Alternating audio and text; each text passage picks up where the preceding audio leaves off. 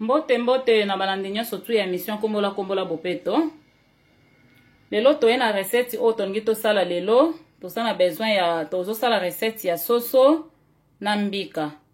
Alors pona soso na biso na mbika ya lelo, tozana besoin nazolakisa biloko nini tozana ngo tozana besoin ya soso. Soso na biso tozosala soso moko nde tozolamba lelo, et puis tozala na besoin ya mbika. Mbika na biso yango wana tozana besoin ya mbika, et tozana besoin ya tomate pona biloko na biso, tozala na besoin ya litungulu pona biloko na biso, tozala na besoin ya ndembi, tozala na besoin ya céleri, et tozala na besoin ya épices o tokotia na kati ya biloko na biso, et puis tozala na besoin pe ya ail na biso o tokotia na kati ya biloko na biso. Donc pona kobanda tokoyeba na kozwa soso na biso, tokoyeba na kotia yango na moto, tokotia soso na biso na moto, et soso na biso tokofungola pe réchaud. Donc tofungoli réchaud na biso, totie soso na biso na moto etoka, et na soso na biso na pandake tozotokisa yango tokozala na besoin ya kotia tokotia tangawisi na soso na biso pandake tozotokisa ya na tango tozotokisa yango, totie tangawisi na kati ya soso na biso, totie tangawisi, et puis tokotia ail na biso, c'est ail na biso na kati ya soso na biso pandaki tozotokisa yango. Tokozwa épice tokotia po ekota vraiment na kati ya biloko na biso, et puis bakisi mwa épice ndambo po soso na biso tango tozotokisa ekota vraiment épice na kati ya soso na biso. Et ensuite tokoyeba na ko rajouter un peu d'eau. Donc totie mai boye po e permettre que biloko na biso etoka ba épice na biso totie na kati wana ekota na kati. Tokozwa pe mwa bitungulu tobwaki tant tozotokisa soso na biso, totie boye mwa céleri pe mukie tobwaki, totie mwa céleri ndambo, et tolandisi pe mwa matungulu et mwa poiron mwa ndembi muke to rajouter, et tokoyeba sikoyo na kotika soso na biso na moto en fait que soso na biso etoka.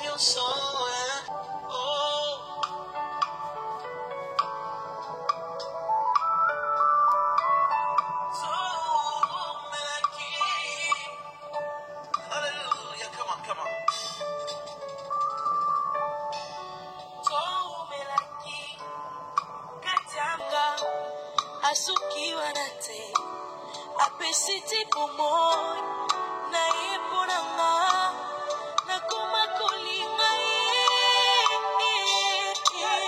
na kuma kolinga benena kufa na télévision il a investi en moi kolinga na kuma kolinga na motema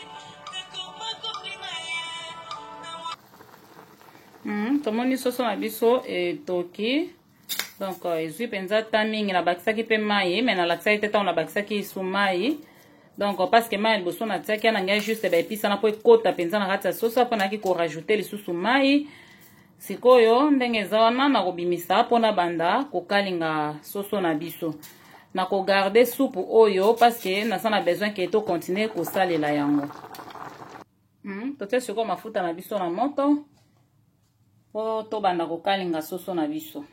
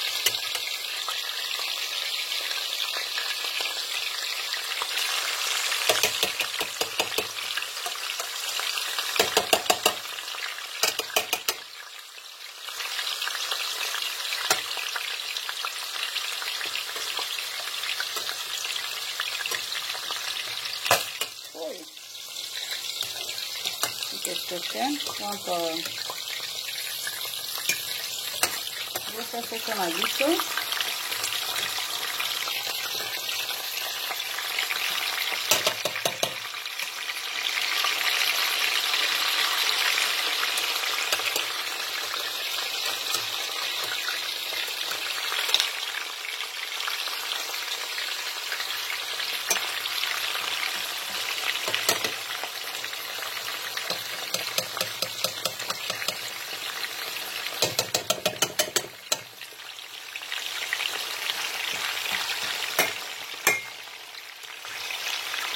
tobandi siko kokalinga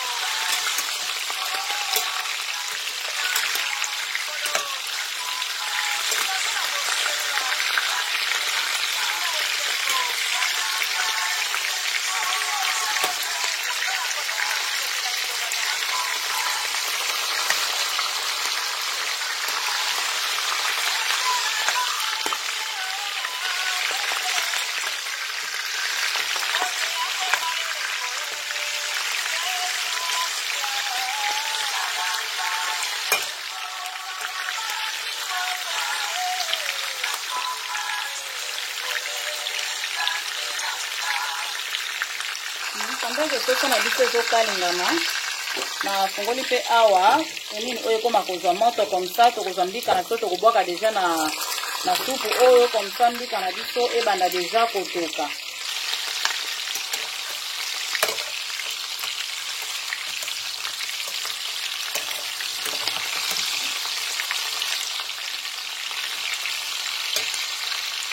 Tomoni awa nini na biso ebandi kotoka alors lokola ebandi kotoka tokozwa mbika na biso tokokotisa yango na kati ya supu na biso oyo epuis en même temps tokobanda kobalola yango.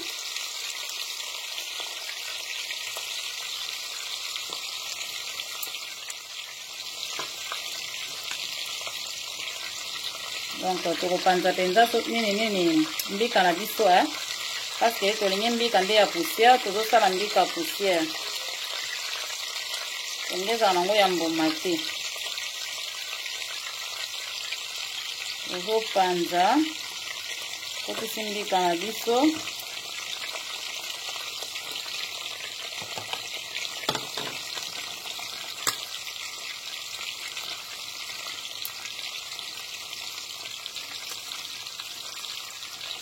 Et puis de temps en temps kobalolaka toujours.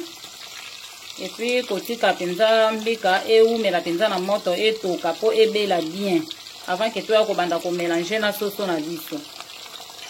Et pendant ce temps tozobimisa pe soso na biso déjà na moto parce que ese ebeli nango.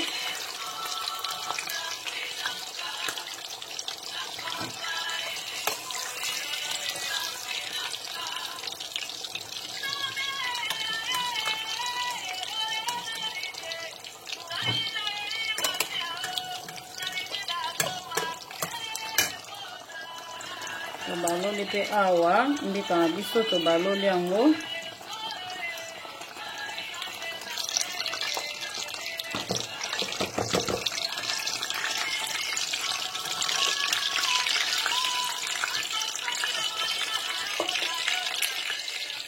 Donc peut-être ça un peu dans mon panzi ezela. Et ah peut toujours continuer toujours kobalola mbika na biso.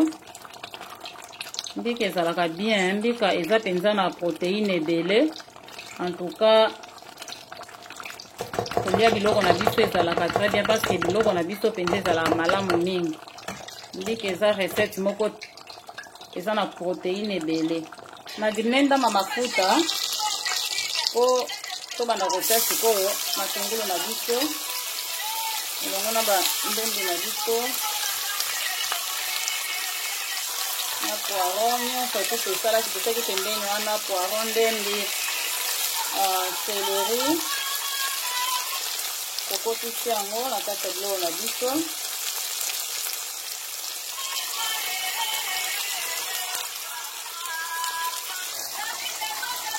Awa pe tozokontinue toujours kobalola pe nini na biso donc de temps en temps kolekisaka lutu.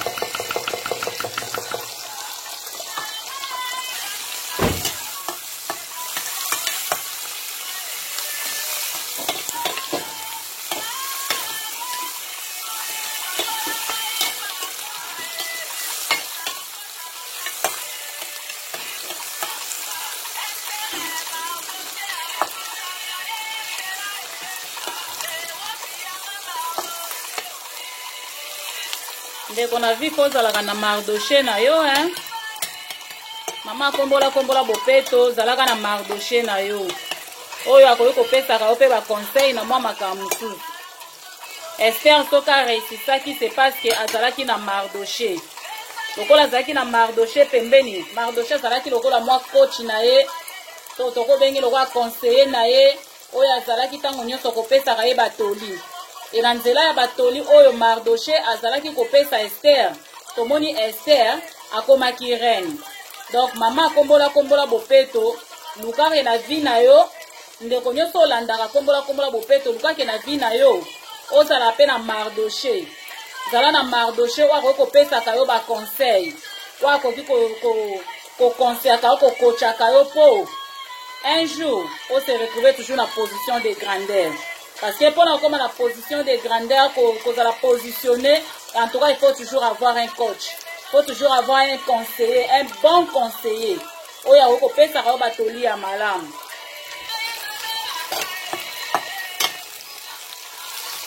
Esther soka zala mutu makasa boyaka koyokela Mardoche. Malingaka vanda na kit na ngako marraine te. Tozui tomate na toto tie. Na tie ndambu na tiki.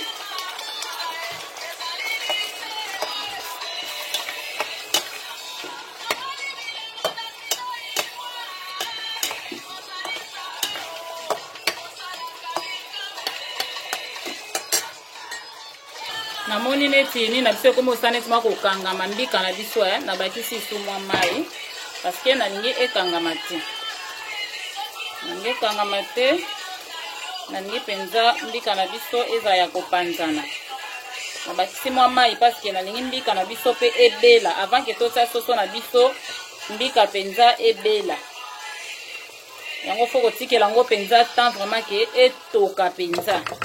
Etoka jusqu'à ce que soki ebeli nde toye kokotisa soso. Osali lisusu mbika na biso, elekisi mwa lutu.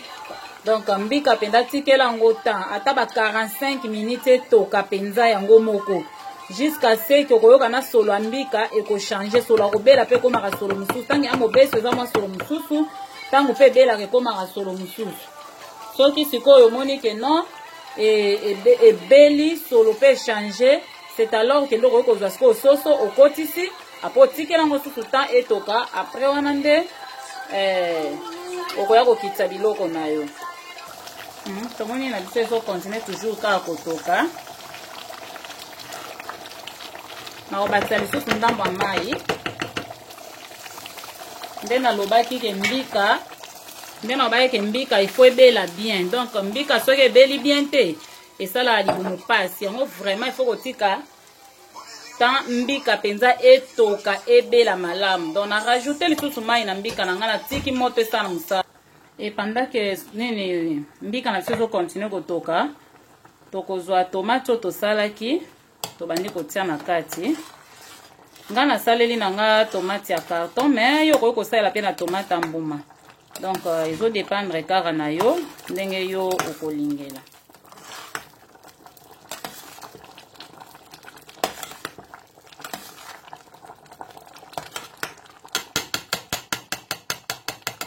nasalaki tomate ebele me namoni na kotia nyonso te natie kaka ndambo ekoki nango boye po moswana etikala donc nalingi na couleur ya makasi penza te boye ça va mais soki olingi couleur ezala makasi koleka susu oyo ezala penza rouge ya tomate wana obakisi na yo lisusu soki olingi ke ezala rouge ya makasi mpona nga namoni boye eza ça va natiki susu moto etoka moto esala mosala et pendant ce temps mpe nakotisi na nga feuille na nga deja ebanda deja kotravaille na kati ya nini na biso wana lokola eza supu oyo natokiselaki soso nakomeka soki naoki ke mungu eza ya kokoka na obakisa te mais so eza kokoka te nakorajoute ndango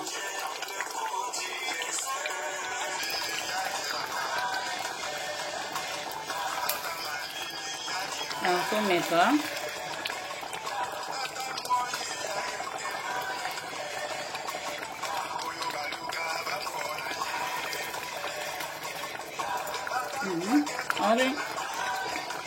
ofana bakisa mwa épice naoki ekoki penza te nazobakisa mwa épice lisusu ndambo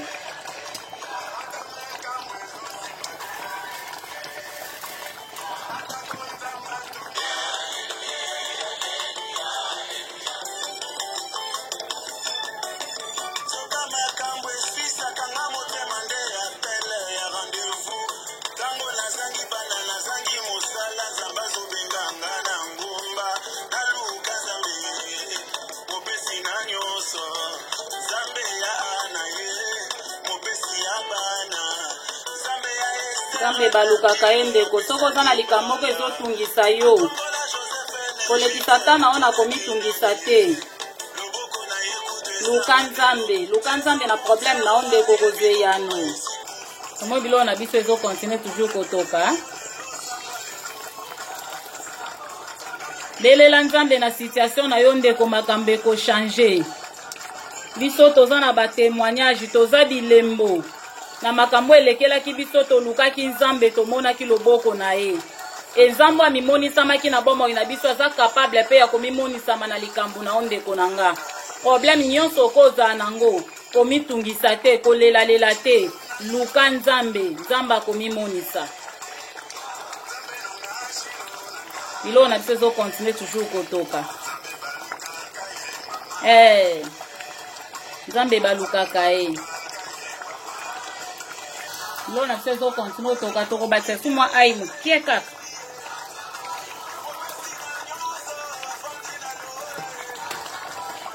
ndeko luka nzambe alobi amimonisamaka na libota oyo elukaka ye peuple oyo elukaka ye emonaka ye il se fait trouver chez quiconque oyo azoluka ye ndeko na nga luka nzambe na bitumba ozomona ezoya na vi na yo na mikakatano na problème nyonso na blocage na nyonso oyo ozomona ezotungisa yo ndeko luka nzambe akomimonisama na bomoi na yo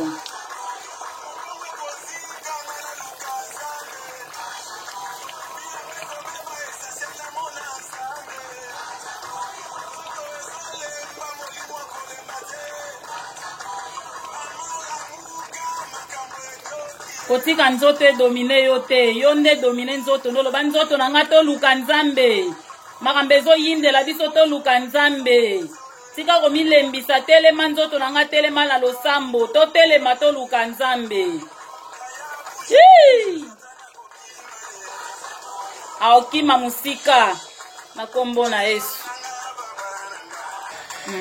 nasi bomona nde mbika na biso ekomi esi ebeli nango ebeli alors lokola ebeli tokozwa siko soso na biso tokodindisa na kati ya mbika na biso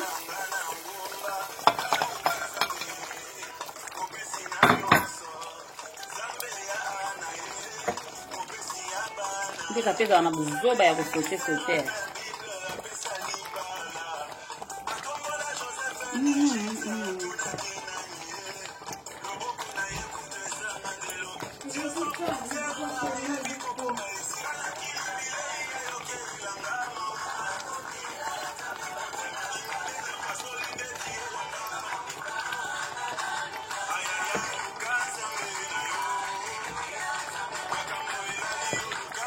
c'est mon moto pour c'est pas possible c'est bon on fait doux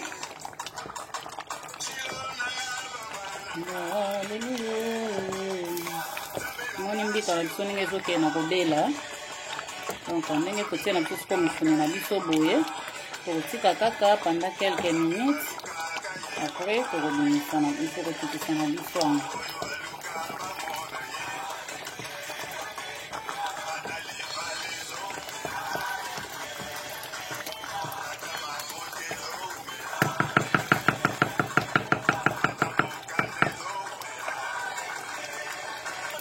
donc kotika lango ata moi 5 minutes na fait doux comme ça et ça la pe moi mélange nango na soso comme ça wana po wana nde tokitisi na rajouter un peu d'eau pour et toka pendant 5 minutes yana po et permettre que nini et se mélanger vraiment malamu tomoni sikoyo vraiment ke biloko na biso ebeli biloko na biso ebeli tokoyeba na kokitisa po toservir biloko na biso ndenge ebeleli donc ebeli mpenza bien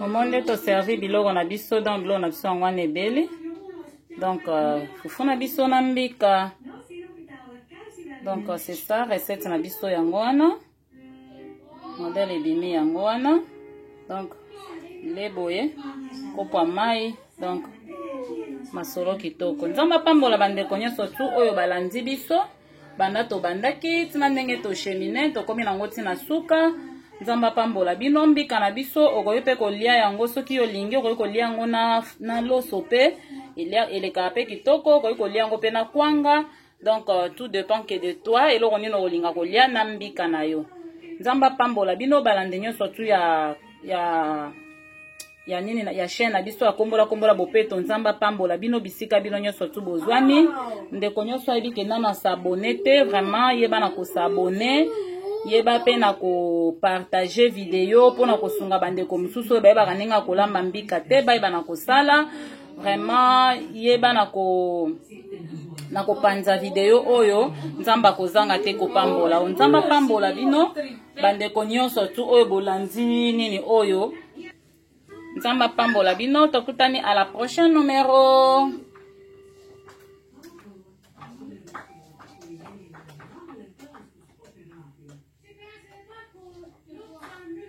Bobo sanate que Jésus-Christ revient bientôt. Na nyonso tozo sala tobo sanate que kozonga na Yesu Masia eza kala mingi te. Jésus-Christ revient bientôt.